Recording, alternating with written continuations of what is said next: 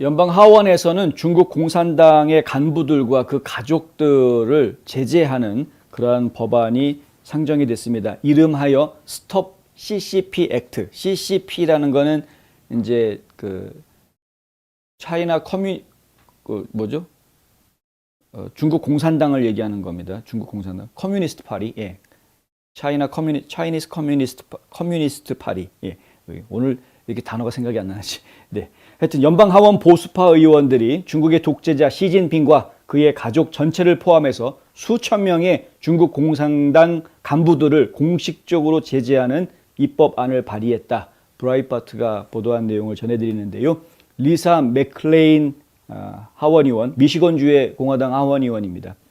이 맥클레인 의원이 이 법안을 처음에 제안을 합니다. 공화당 연구위원회 위원장인 짐 뱅크스 인디애나주 하원의원하고 군사위원회 상임위원으로 있는 마이클 로저스 엘라바마주 공화당 의원인데요. 마이클 로저스 의원, 짐 뱅크스 의원 이 두 의원이 이 법안에 지금 코스폰서로 들어와 있습니다.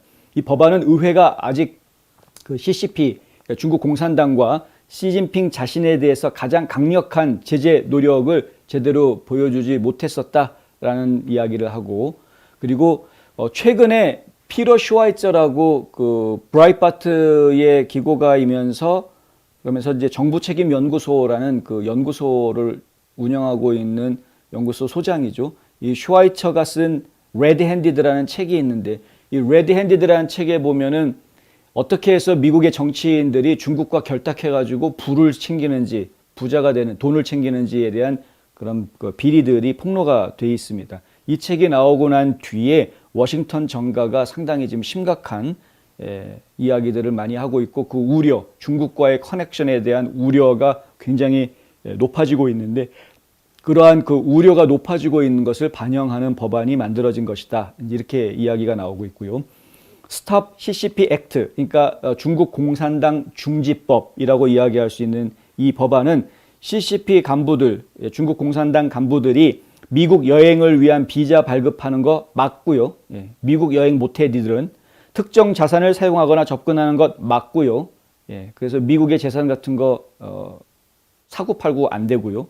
금융제재 포함한 제재 약화된 수준을 매우 낮추게 하겠다.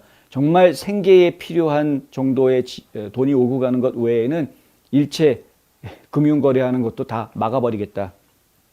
아예 뭐 미국 오지도 말고 여기서 뭘 할 생각도 하지 마라 뭐 이런 거죠.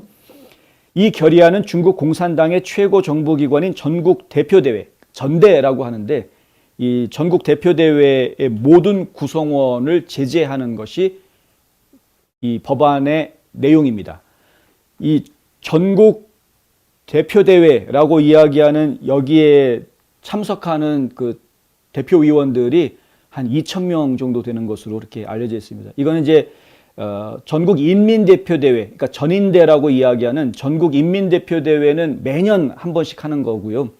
근데 그거 말고 전국 대표대회라고 해서 전대라고 하는 이것은 5년에 한 번씩 열리는 대회입니다. 근데 여기에 참여할 수 있는 사람들이라고 하면 뭐 2,000명 그러니까 굉장히 많아서 아무나 들어갈 수 있는 것 같이 느껴질 수 있겠으나 하지만 중국에서 결정되는 모든 최종 결정, 더더군다나 주석을 누구를 뽑을 거냐 이런 거를 최종적으로 결정하는 굉장히 중요한 회의이고요. 이 회의에 참석하는 사람들은 이제 고위 간부다라고 이야기할 수 있는 사람들이죠. 다 2,000명이. 근데 2,000명과 그 가족들까지 전부 다 제재 대상에 포함시키겠다라는 내용이 들어가 있습니다. 예를 들어서 시진핑의 딸이 하버드 대학 출신이라는 사실. 그런데 만약에 이 법이 통과가 돼 있는 상태였다면 아예 하버드 대학의 입학 자체가 불가능하다. 네, 미국에 아예 올 수가 없기 때문에 정식으로 비자를 내주지 않기 때문에 들어올 수가 없기 때문에 그래서 이 법이 통과된다고 하면은 중국의 고위 당 간부의 자제들이 미국에 와서 공부하고 가는 것을 다 막아버리게 되고요. 결국에는 중국과 이 대학들 간의 어떤 커넥션, 서로 돈을 넣어주고 뭐 하는 이런 거 다 막히게 되고 중국 기업들이 불법으로 미국에다가 편법으로 들어와 가지고 막 여기저기 부동산을 사들이고 이런저런 그 시설들을 만들려고 하는 그런 것들이 전부 다 제재를 받게 됩니다.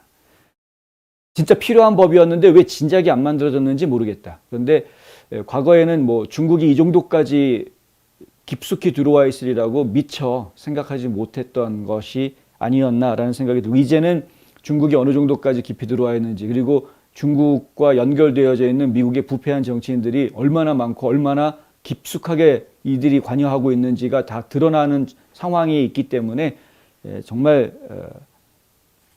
뼈를 깎는 고통을 감수하는 법안이 지금 만들어져야 되는 그런 상황이 됐다 이거죠. 그런데 이 법안을 지금 준비하고 스폰서하고 있는 의원들이 다 공화당 의원들이라는 사실.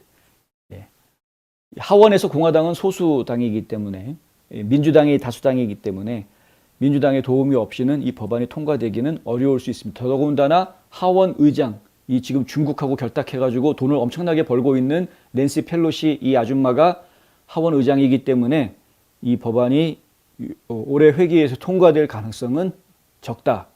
다만 중간 선거에서 공화당이 다수당으로 다수당으로 이길 경우, 지금 그럴 것으로 예상이 되는 상황이죠. 그렇게 된다고 하면은, 그러면은 내년에 이 법안이 살아나서 다시 통과가 될 가능성이 높아지게 되죠. 그러니까 올해 미리 이렇게 발의를 해놓고 나면 내년에 가가지고 상당히 빠른 시간에 이거를 통과시킬 수 있는 가능성이 생기게 됩니다. 그래서 저희가 좀 기대를 하고 지금 지켜보도록 하겠고요. 공화당 연구위원회라고 해서 Republic Study Committee라는 게 있는데, 이 RSC라는 코커스가 공화당에서는 굉장히 제일 큰 코커스입니다. 여기에 의장을 맡고 있는 짐 뱅크스 의원이 코스폰서로 나왔기 때문에 공화당 하원 의원들은 거의 뭐 전면적으로 지원을 하게 될 것이다, 이렇게 좀 보여지고요. 이것 외에도 지금 중국 정부를 압박하기 위한 여러 가지 법안들이 지금 나오고 있습니다. 저희 그 캘리포니아의 영킴 의원 같은 경우에도 뭐 위구르 인권 문제라든가 여러 가지 문제들을 거론하면서 중국을 압박하기 위한 그런 법안들을, 지금 결의안들을 발의하는 것을 제가 보고 있는데, 근데 다른 것들에 비해서 지금 얘기되고 있는 이 법안, 그러니까 Stop CCP Act라는 이 법안이 지금 현재 거론되고 있는 대중국 압박 카드 중에서는 가장 강력한 법안이어서 저희가 좀 관심을 가지고 이게 좀 통과될 수 있도록 지켜봐야 되겠다. 이 법안의 내용을 조금만 더 소개를 해드리자면은, 국방수권법처럼 매년 통과시켜야만 하는 법안을 다루는 그런 강력한 법안을 만들겠다라는 겁니다. 그러니까 이게 한 번 만들어 놓으면 끝나는 그런 게 아니고요.